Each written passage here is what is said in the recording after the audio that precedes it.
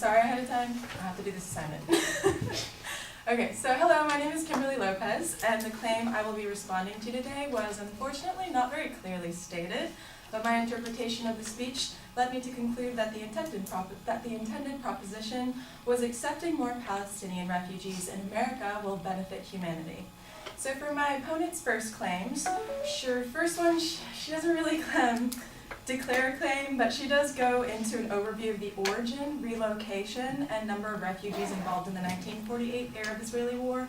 For her second secondary claim, again, no claim was declared. However, it does discuss Jordan's involvement and success in aiding Palestinian refugees. And for her third point, again, it wasn't very clear, but it was suggested that accepting refugees in our country would help us communicate with different cultures and therefore improve humanity. So for my proposition of this refutation, it is that my opponent did not clearly state nor support her suggested claim of fact proposition during her speech. So for my summary of my responses, just so you know that what I'm going to be talking about, my first secondary claim, my first response to her claim is again that no secondary claim was declared and that the evidence cited in the grounds falls victim to fallacy of equivocation. For her second response, again, no secondary claim was declared, and the lack of citation throughout her evidence actually leads my opponent to make a hasty generalization. And for her third, my response is that the suggested claim fails to be grounded and warranted effectively due to fallacy of circular reasoning, also known as begging the question. So for my first response to claim one, again, no secondary claim was declared, and the evidence cited in the ground actually falls victim to equivocation. So for her evidence, she uses a citation from PRRN used by my estimated that the number of refugees who fled during the 1948 conflict was 4,766,670. Big number, right? In retrospect, I was able to find on MideastWeb.org's Arab source that only about 800,000 refugees actually fled during the 1948 conflict, and that the number had grown to conclude over 4.6 million displaced persons with time. This was published in 2006. So my opponent's evidence falls victim to fallacy of equivocation because the term refugee had previously been defined in her speech as a Palestinian person who fled their home from Palestine between June 1946 and May 1948. There is a point, I'm not just being nitpicky. For her reasoning, though I do not believe my opponent's fallacy to have been intentional, she should have communicated with the audience that the 4.8 million refugee statistic included all displaced Palestinian refugees that accumulated over the past 70 years. I was easily able to find an article published in 2016 by an accredited Prager University that the UN calls the original fleeing Palestinians, their children, and their grandchildren refugees. So for my counterclaim, again, there was none because no secondary claim was really declared. So for my response to secondary claim 2 was again that there was no secondary claim declared, and the lack of citation in her evidence actually led my opponent to make a hasty generalization. So for her evidence, my opponent made multiple declarative sentences regarding Jordan's involvement in aiding Palestinian refugees, yet failed to provide citation for any of them. This left the audience to assume that my opponent retrieved the information from a qualified source. And with her reasoning, my opponent made a claim, which I believe was a warning in her speech, that Jordan's economy benefited from adopting Palestinian refugees' culture and business ideas. But again, the lack of citation kind of discredits the claim. My opponent promotes a hasty generalization, leading the audience to assume that the U.S. economy would also benefit from adopting the culture and business ideas of refugees. So there is no evidence to support this.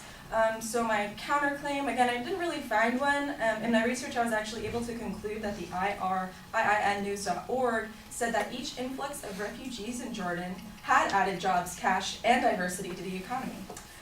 So for my final response to her third secondary claim, a suggested claim, again, it wasn't clearly declared, but the suggested claim fails to be grounded and warranted effectively due to fallacy of circular reasoning, also known as begging the question.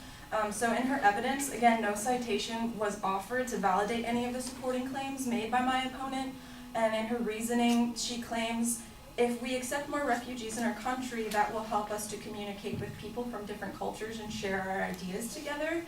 And then to support it, uses the claim, accepting more refugees who fled the war will improve humanity. So I know it's not identically the same, but to me at least, my interpretation was that it pretty much was circular reasoning, as in the support of the claim was very similar to the claim itself. So in conclusion, I just want to acknowledge my opponent. I hope my feedback helps her. And next time, just make sure to always clearly state your proposition and that your secondary claims support your primary claim with justice. Thank you.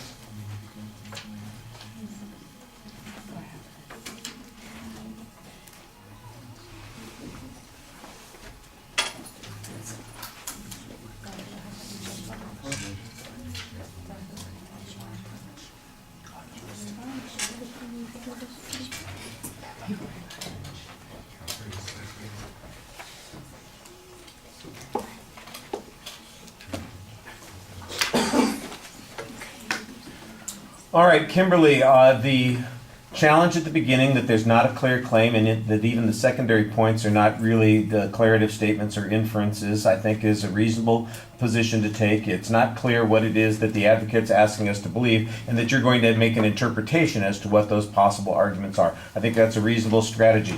You preview what the advocate's arguments are, then you preview each of your responses to each of the advocate's subpoints, and then when you get to the points you're going through them, you're overdoing that a little bit. You don't need to go into that much detail on it. Just remind us, here's what their points are, and I will make arguments on each of those individual points. It's like a double preview here, and it gets a little confusing. And it also takes a lot of time during the presentation. Yeah, it took you almost 2 minutes to get through just the opening of the presentation, much less getting to the arguments.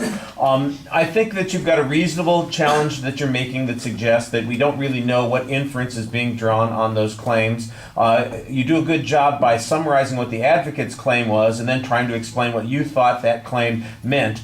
The argument on the first point, where you're discussing the number of people that are being involved, in essence it sounds like 80% of the population that is being described as refugees are descendants of the original refugees, so it's not the displacement that was going on in that 2-year time period that gets mentioned before.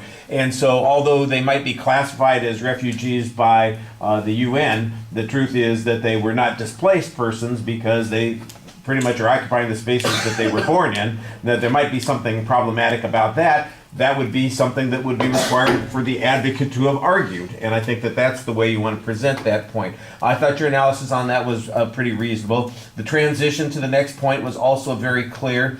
You challenged the lack of citation on the evidence. That's fine. If there's no evidence presented to support the advocate's position, that's okay. What's a little confusing, though, is at this point you introduce evidence to support the advocate's conclusion. That doesn't make any sense at all. That would be like the defense attorney saying, oh, well, the prosecutor didn't present any fingerprint evidence that shows that my client committed the crime. Here's his fingerprint on the gun in case you needed that to help make your decision. Don't do that. You know, your argument, when you're refuting an argument, is you are challenging the claim that's being presented, not correcting the claim that's being presented. And at the end of the speech, I think that's one of the things that sounds like you're doing, is you're giving more of a critique rather than a refutation. And the advice is not necessarily unwelcome, but it's probably not appropriate for the assignment. All right, thank you.